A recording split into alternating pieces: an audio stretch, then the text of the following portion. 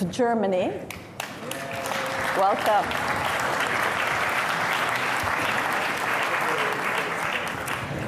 Antony Blinken, Secretary of State, the US.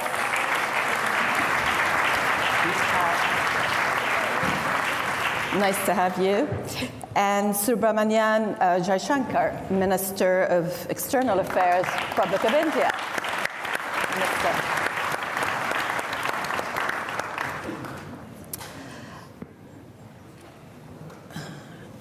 I hope that based on the topic of the session that you will not all agree with each other and we can have some sparks. We have about 43 minutes and I will prepare your questions because I'll ask a few questions and then I'll turn to the audience. Minister Baerbock, I'm going to start with you. Germany's national security strategy calls for expanding global partnerships and is quite open about the multipolarity of the world today. How do you go about it at a time when there are so many divisions, and particularly when increasingly we feel the global South and the Western world are not on the same page? Well, first of all, good afternoon. Very good to have this important session with my dear colleagues. In a nutshell, it's more important than ever because we are not naive. Obviously, there are ruthless actors who don't want to grab up the title of our panel and negotiate the slice of the pie, but they want to rob the whole bakery. And having that in mind, I believe it's even more important than ever that those who are at the table negotiating about the slices of the pie stay there, first of all, resolute, respectfully, and also reflective. And this is the core also of our national security strategy, which we have drafted as the German government, making very clear in the light of this ruthless war of aggression against Ukraine that we are resolute in defending international law. It's the best protection for everybody around the world.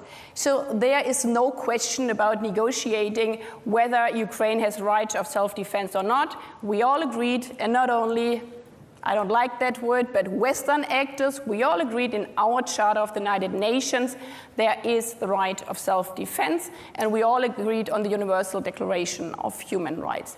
Having said that, obviously, we have to be respectful that especially within Ukraine, and I think this is the lesson we have learned, and it was very important to speak to partners like India and so many around the world, Brazil, South Africa, we have to be respectful that obviously in this moment when we said we need the whole international security, others asked some questions, like, where have you been when we needed you? Or asked some question, so actually, what does it mean for the future? Do you also stand with us? And this is, I would say, maybe something new in the attitude, at least from our foreign politics from Europe, to say, okay, we cannot take for granted that everybody just agrees with our European or transatlantic vision. And the third part, I think it's the most easy, but it's the strongest asset for democracies. The strength of democracy, in my point of view, is that we can be self-reflective and self-critical. So asking in a moment when others, for example, war of aggression, we're not saying automatically, okay, we support you, not saying, why don't you get it, but asking ourselves why they cannot support us. And I think this is the critical part, but the most powerful part. And at least, again, in our national security strategy, we try to do it, talking about, for example, our colonialism past. Understanding why South Africa was mentioning the whole time their ties with Russia in the apartheid regime. And being self-critical and saying, oh yeah, not all democracies have stood back in time at their time. And taking that as something where we said, yes, we might have made mistakes in the past, but we cannot change the past, we can only change the future together. I think this is the strength of multilateralism, and we see around the world the majority believes in it. Do you find that increasingly people are questioning more when it comes to, let's stick to Ukraine, and we'll get to Gaza in a minute, but on Ukraine, are people coming round to your point of view, or are they distancing themselves more? Well, to see it over the last 2 years, I mean, we've seen the 142 voting in the General Assembly, so it is a majority of states, because most of the countries in the world, like mine, we're not the biggest country in the world. We don't have the biggest military means, and this is for most of the countries. They know that the Charter of the United Nations, the rule of law, is their life insurance. So we see this big majority there. We see also the support. Many have traveled, and I think this is really important to give always the question of war of aggression a human face. It was not that we convinced some other actors in the world by saying, now you have to stand with us. But when delegation traveled to Kiev, and not only Kiev, to Bucha, to Irpin, when they spoke, like we did, to the parents of those where their child had been kidnapped by Russia, then we give this situation a human face, and that's all about. And this is why it's so important to not only talk about state, but we talk about the people, talk about also the question of the rule of law in front of the International Criminal Court, for example, bringing crimes against humanity in front of the court. And there we see again the majority of the states is pushing for that one. Secretary Blinken, there's a feeling that it's more than a feeling. It's what we see happening on the ground, that the U.S.-China tensions are leading to greater fragmentation, and that you're almost competing for, alliances. Who's our ally? And we see this within the UN and various UN institutions, but we just see it all around the globe. To what extent do you feel that you are challenged in your travels around the world on the fundamental questions? Well, first, it's wonderful to be with my friends, wonderful to be back in Munich at the security conference, known among all of us as speed dating for diplomats. But we've done a couple of things, and I'll come quickly to your question. From the start of this administration, we've made an investment, a reinvestment, in our alliances, in our partnerships, and in the multilateral system. We've reinvested, we've re-engaged, we've tried to rejuvenate, we've even reimagined. And the reason for that is simple. It's because it's in our interest to do it. Not a single one of the challenges that we have to face and that are so important to the interests of the American people can we effectively deal with alone, as powerful and as resourceful as we are.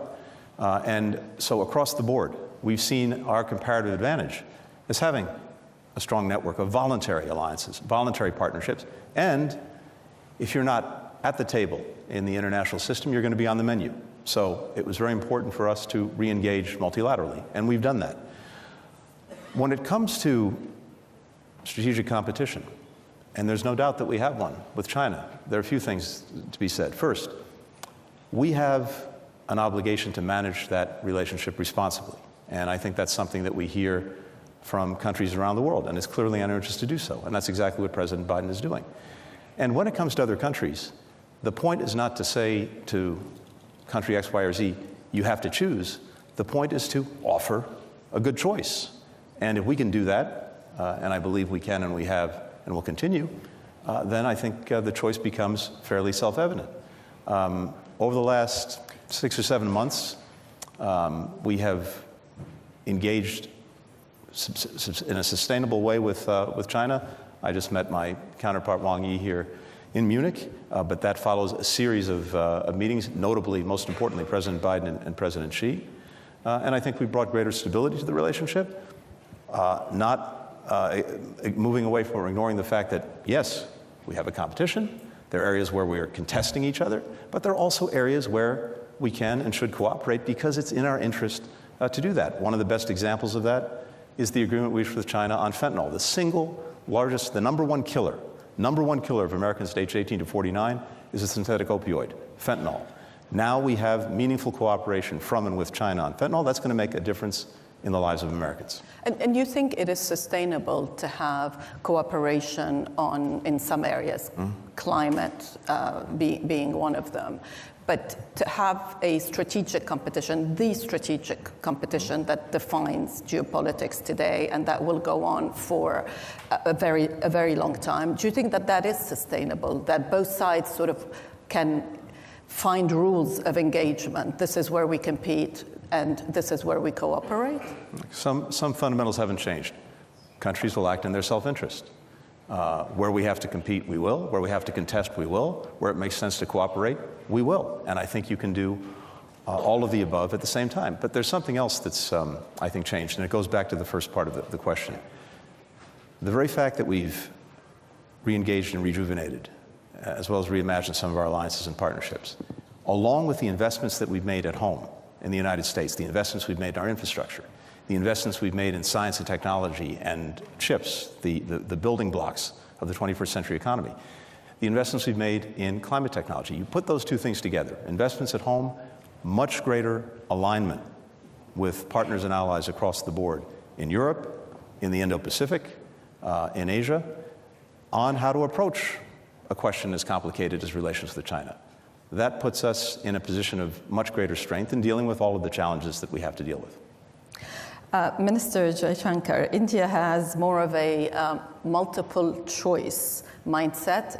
Would that be right? From non-alignment to, I think you may have called it, or somebody else called it, all alignment. So you can pick and choose alliances, but you can also pick and choose topics. On Russia, for example, you still buy Russian oil. Is that okay with your counterpart from the US? Everything is, your relationship is fine, you can do whatever you want, whenever you want? Okay. First of all... I mean, you're sitting next to each other. No. So. First of all, delighted to be here. And I couldn't find a better set of people to be with on the stage. So thank you for whoever put us all together. Your question, do we have multiple options? Answer is yes. Is that a problem?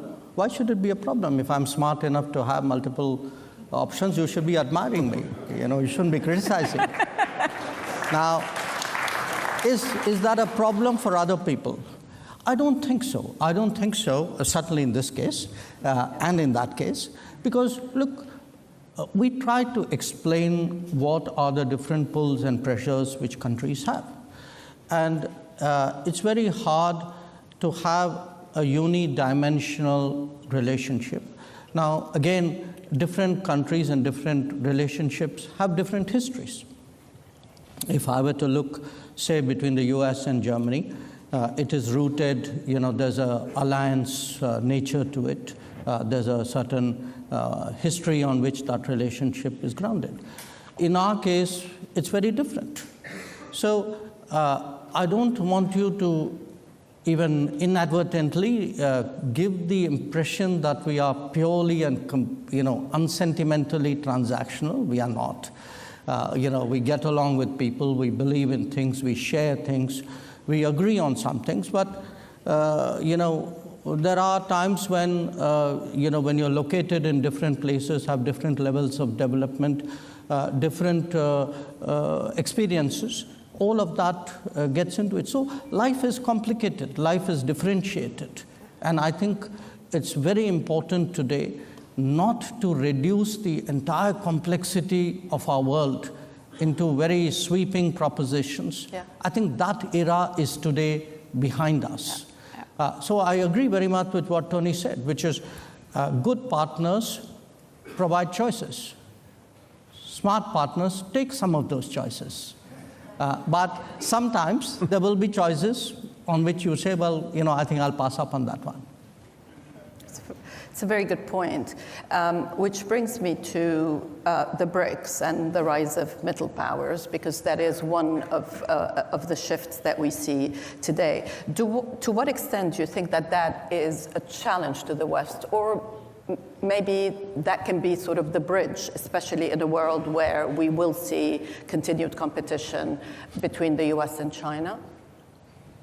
And I'm going to ask Minister Jaishankar first, but I'd love for both of you to comment as well. I thought maybe the BRICS one, you wanted the US. After you, Jack, please. Look, I think it's important to go back to how it began. The BRICS started in an era where Western dominance was very strong. The premier gathering of the world was the G7.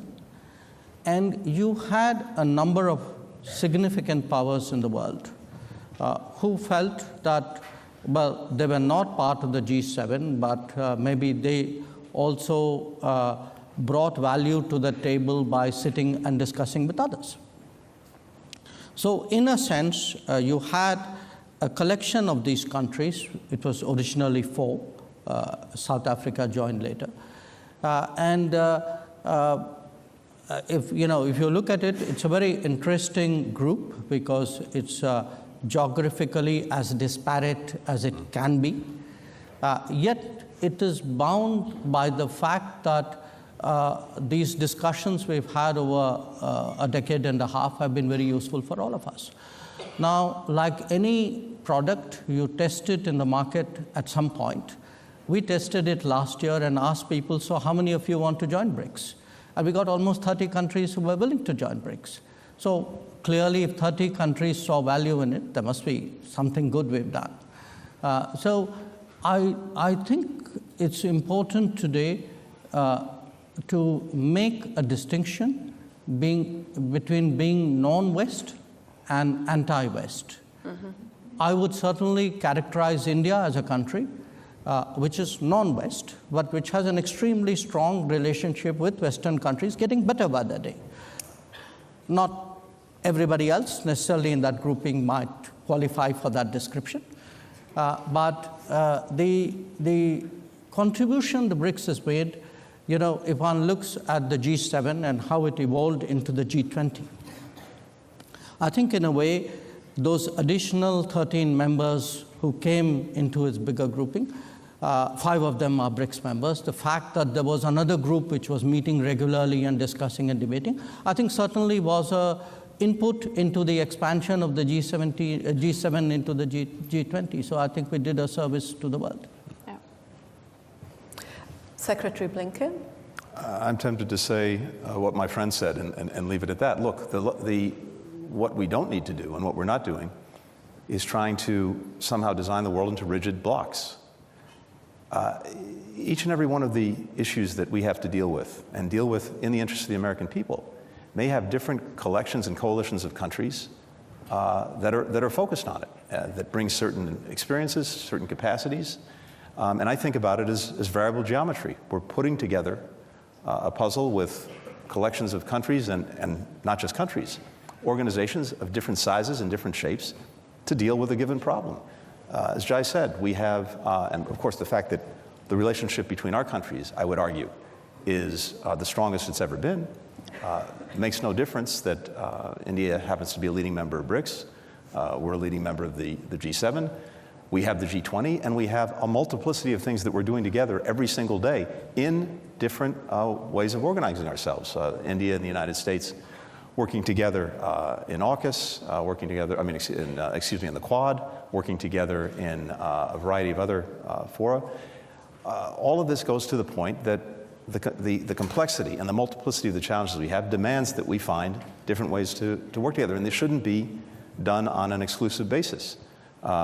Look, our default, of course, is to work in the first instance with fellow democracies. That's only normal and natural, but we are not only willing, we are actively working with any country that wants to solve a particular problem and wants to do so within the context of a rules-based order. That's the way we approach things. Speaking of a rule-based order,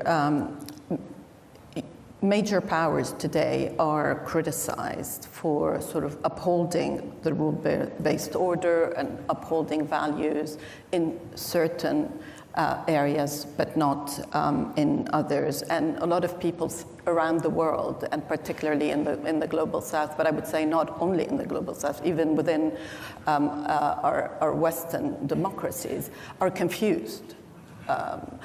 they look at what's happening in Gaza and at the intensity of the killing, and they ask, where are human rights? Where are these Western values? I'm sure you're having here today and yesterday a lot of similar discussions, Minister Baerbock. Yes, and they are so productive because many of them are not only speed dating, but behind closed doors, very trustfully. And I think the most important job for those who believe in a rules-based international order, be it politicians, be it journalists, be it citizens, is to not be pushed into this speed dating, into this black and white world in all our bubbles. Because easily, and this is a double standard question, yeah? If you only look, and you mentioned the situation in Gaza, if I only see the whole time on YouTube what's happening in Gaza, and I do that every second day, every day I cannot stand it because otherwise I couldn't get out of my bed anymore. Yeah, your reality is obviously the only thing what we can and have to do right now is to go in a total ceasefire to rescue these innocent children dying there every day. Yeah? So, and you're 100% right by that. But the question is to really come to this reality is to force myself, not myself, but all these persons are saying this is the moral right thing to do, to then also ask, so how do we come to that? And this is then when some might ask, so why you, German Foreign Minister, didn't call for immediate ceasefire the last months ago? Because I also looked at the other side, at the other YouTube videos, at the other bubbles, yeah, where I saw 4 days after the 7th of October, I didn't even see it, I spoke to the father whose wife and 2 little girls had been kidnapped by terrorists from Hamas. I saw the video where women have been not only raped, but murdered afterwards. And in that moment, for me, it was clear, again, that we can also not only relate to the past, saying, okay, we know how negotiations with terrorists are working, because if you saw that video and if you were ready to see these women suffering there, you understand that this is not only a military logic, because those people who are doing this, raping a woman and killing her afterwards, they don't want to exchange soldiers or political prisoners. They enjoy slaughtering women.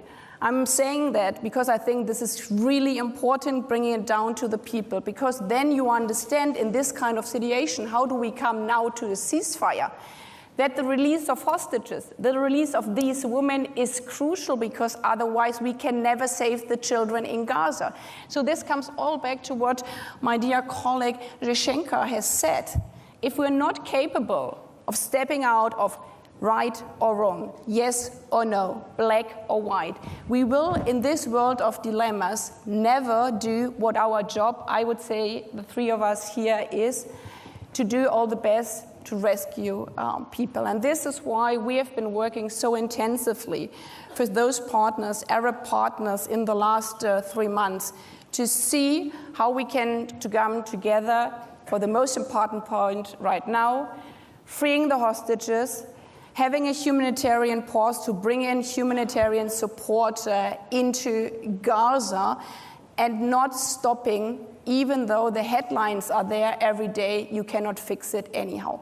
I think the biggest favor for those who do not care for human rights and the international order is that we are giving up, and that we are not being ready to look at these different topics from our different side. And this is why, at least for me, I would say for all the 3 of us, use our competences, use our channels we are having. And there's, again, diversity is beneficial. If we are not all the same, but if we are trying to solve this horrible war in the Middle East from our different perspectives, then we can also bring security both for the people in Israel and the people in Gaza. I have to say, I fully subscribe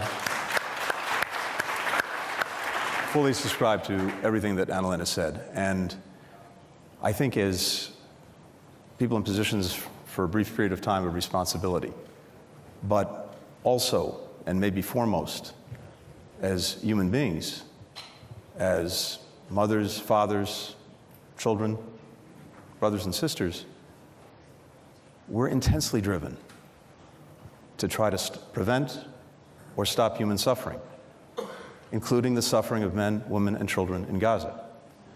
The question is how to do it most effectively and how to take account of the incredible complexity that Annalena just outlined so well. But there's another element to this that we have a responsibility to do something about. The greatest poison in our common well is dehumanization. And we see that in all directions. And if you lose sight of the humanity of someone else, then your heart is hardened to a point where anything is acceptable and anything is possible. Part of our responsibility is to do what we can, to push back, to avoid, to call out dehumanization wherever it's coming from, in whatever direction. Because if we can't get at that, it's very hard, if not impossible, to do other things. One of the criticism that I think, I'm sure you hear a lot is U.S. policy has, of course, shifted in the last couple of months, but yet you want the fighting to stop, but there is no sign whatsoever that you're not willing to send weapons to Israel, for example. So that also confuses people.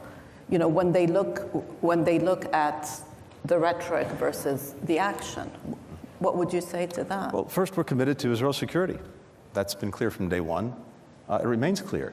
And we understand and support the proposition that Israel has to find ways to make sure that what happened on October 7th never happens again. So we start there. But we've also said, and not only said, we've acted on the proposition that, of course, the way Israel does that matters profoundly. The way it does it in terms of trying to ensure greater protection for civilians who are caught in a crossfire of Hamas's making. That's absolutely essential. Making sure that people in need get the assistance they need. We are working on this every single day. And as we've seen this evolve over the last 4 months, things have happened as a result of our engagement, our intervention, that I would say probably would not have happened, almost certainly wouldn't have happened without it. But it's not enough. It's insufficient. And that's why we're at it almost literally 24 hours a day. May I add something on that? Yes, sure. Because for the full picture, and this is what we are discussing, and this is a good thing, in these horrible times I'm always trying to see the glimpse of hope at the horizon. The good thing is that over the last 3 months, all these discussions were helpful in a way. First, we didn't have any humanitarian support. Now we have at least a few trucks, not enough trucks, but also from the other understanding, and this is why I totally agree with the security guarantees for Israel. You cannot just say we need a ceasefire and the Israeli government, the IDF has to stop, and then we just wait and see what happens to the regrouping of Hamas. No, we have to give an answer to both legitimate security concerns. So our part of discussion is, for example, in the north. If people go back to the north, how do we, as an international community, secure that Hamas is not regrouping there, misusing against civilians as human protection shield? And this is also part of our common international security response. Minister Jaishankar,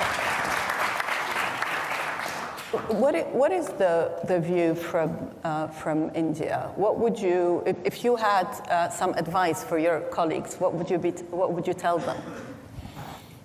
Well, I don't have advice for my colleagues, though I think all of us follow the enormous efforts which Tony is putting in right now. Look, the way we look at it, there are different dimensions, different elements to this. Number one, we must be clear that what happened on October 7th was terrorism. No caveats, no justification, no explanation. It was terrorism. Number two,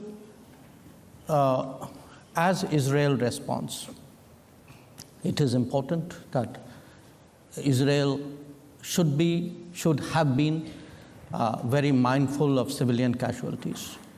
that it has an obligation to observe international humanitarian law.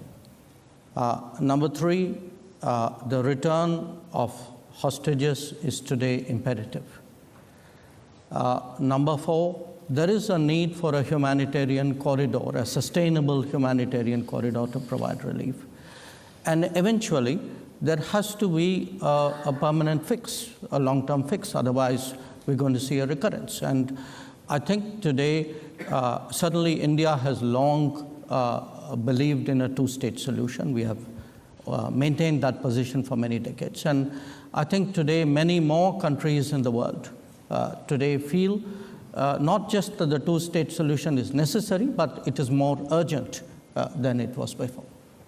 Let me take a couple of questions. I think there's a gentleman there, and then there, and there. Okay, three. Let's take all three questions. Actually, we'll take four questions very quickly. Four is here?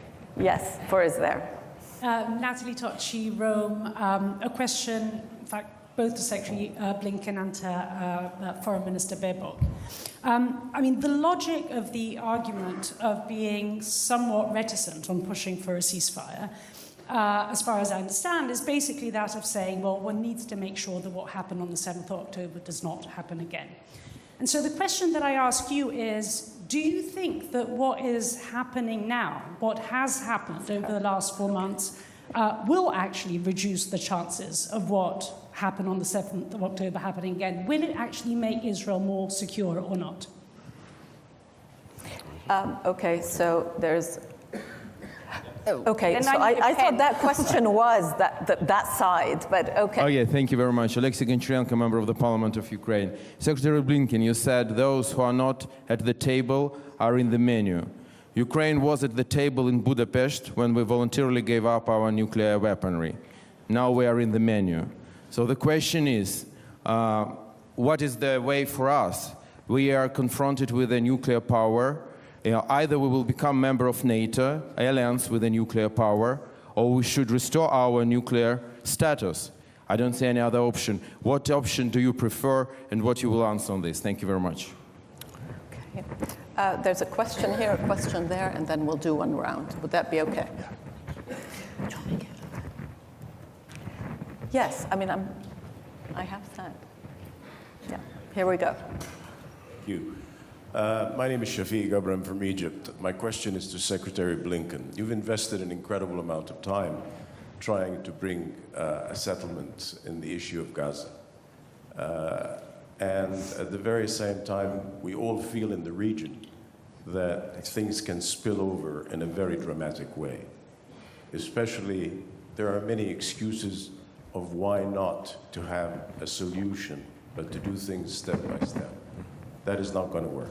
So my question to you is, sir, why, with all the countries, including the United States, including the UK, just what Cameron has just said, proclaiming a two-state solution is not something the United States puts on the floor now, Okay.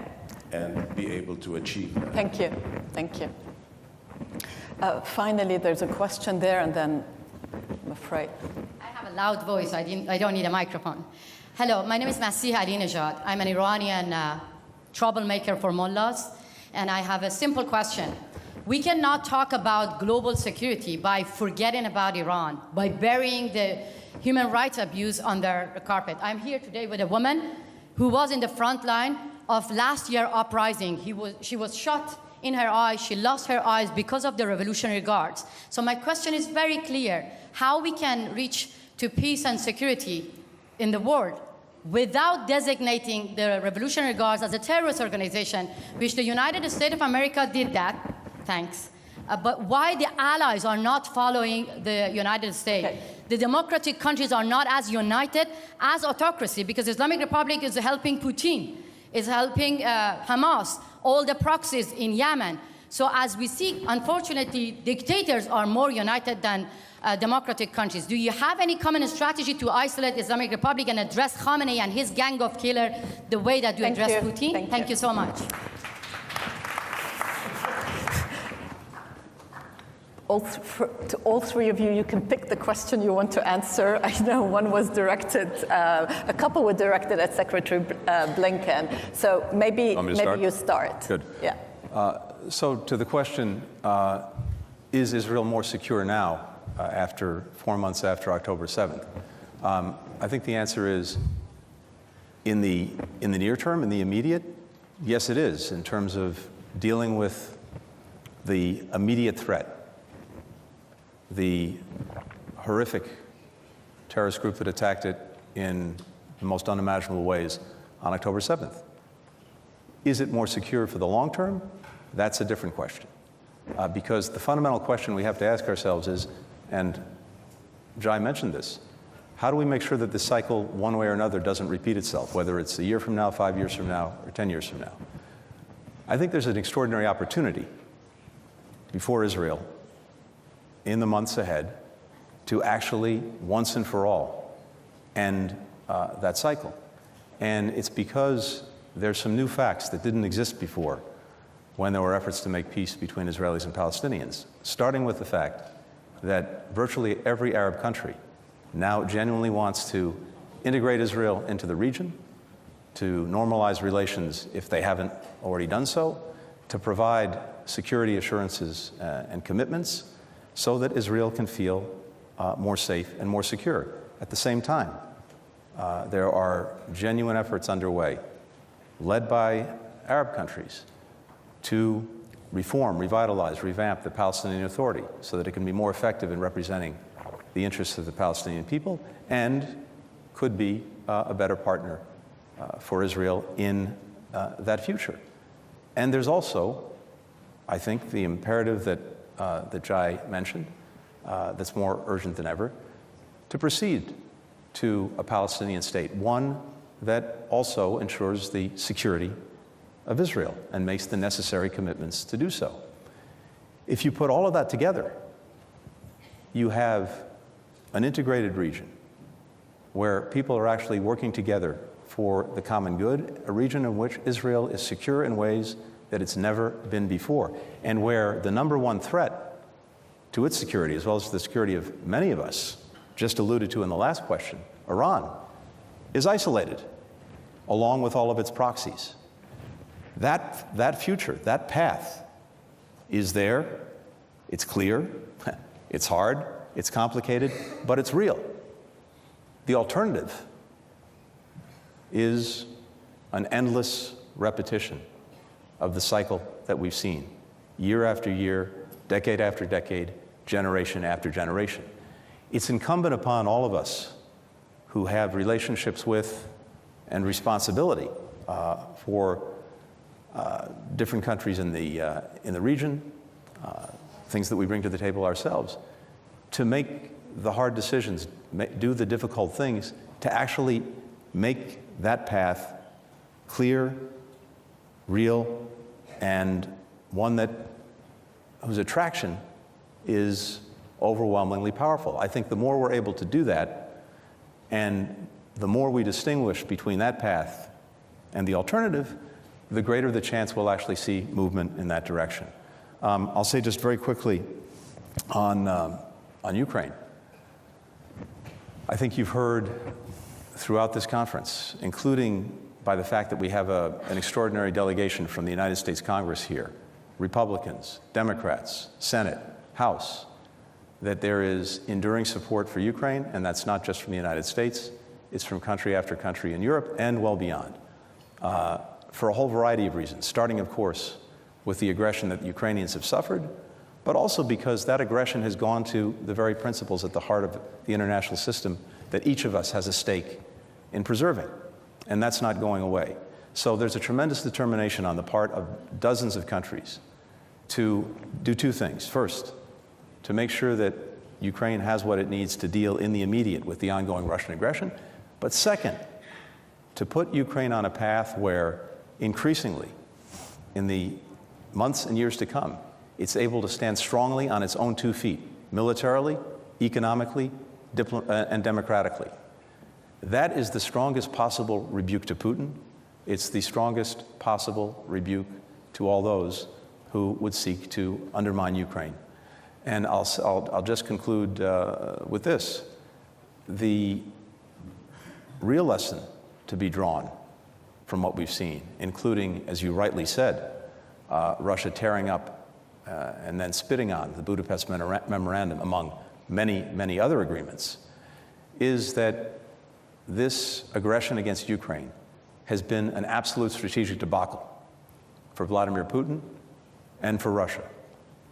Russia is weaker militarily, it's weaker economically, it's weaker diplomatically. Europe has ended its energy dependence on Russia in the space of 2 years.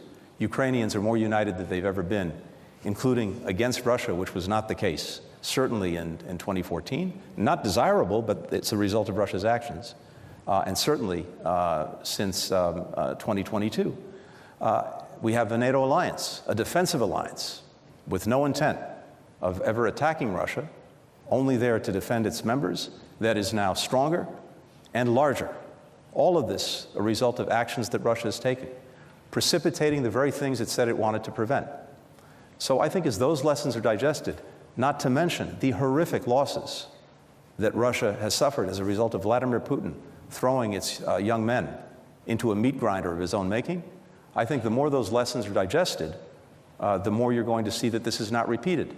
But that requires all of us to maintain the solidarity that we've demonstrated with Ukraine, a solidarity that is important not just for Ukraine, but for all of us.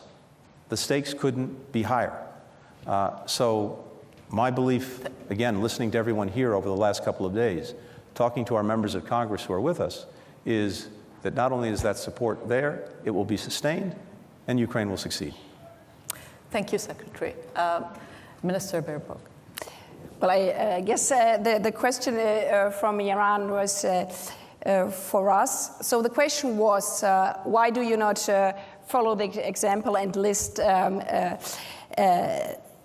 as terrorist in a terrorist sanction regime? The Revolutionary Guard. We have discussed it quite often, but the quick answer is because I'm defending rule of law, trying without any double standards. And our legal situation in the European Union, and you can like it or not, but this is in which context we are working in our European legal system. We have a sanction system for listing under terrorism if terrorism occurs in another country, especially in the European Union. It was after the attacks on the US on the 9th of September. So we need a legal ground to list them. So far, we do not have the evidence and proof that there have been these terrorist attacks in the European Union. There were different cases. It's a different legal system in the US. But, and this is important for me because I hear this argument again and again, this is not because we shy away with regard to the Revolutionary Guard or the crimes against the women, youth, civil society, its own population. No, we use the instruments we are having as a European Union to defend human rights. And we set up, for the first time in history of the European Union, a sanction systems because of human rights violation. And for me, this is even stronger. In the past, it was the same with Daesh and the crimes against Yazidi women. Yeah? They have been brought to court, not slaughtering women, not saying these are the worst sexual violence crimes you commit, but under terrorism. I think this is wrong. We have to name the crimes, and the crime is targeted directly to women, directly to human rights. We say we sanction you because of what you have done to you, shooting in your eyes, killing your friends, killing your sisters. And it's the same effects. And this, it comes all down to me. For me, politics, it's not about symbolic action. It's about what matters for the people. And under this sanction risk system, human rights sanctions from the EU, revolutionary guards, we named them, cannot enter the European Union. We have frozen their asset. So the result is exactly the same what the US has done under the terrorist sanction system. So if you ask me, do we act as a result in the same way? Yes, we do, but we call it human rights sanction system because these are the worst human rights violations you can see. And this comes also back to the other question about symbolic politics or what matters in reality. We would have been at a total different state if after the 7th of October, this was a question from Italy, after the 7th of October, we could have had a common resolution. We were in Cairo at the so-called Peace Summit, together with different countries, many Arab partners, and also from the European Union. We tried to fix a text where we would say, okay, after these horrible crimes of the 7th of October, there could be the momentum now for whatever generations have dreamt of, a two-state solution pathway. But in order to do that, we have to guarantee that the 7th of October never happens again to Israel, and we have to guarantee that Palestinians have the security to live in peace and security for them. Unfortunately, those meeting there together, not everybody was ready to name the 7th of October what it was: a terrorist attack from Hamas on Israeli people. And this is why we passed this momentum. I regret it, but this is how life is.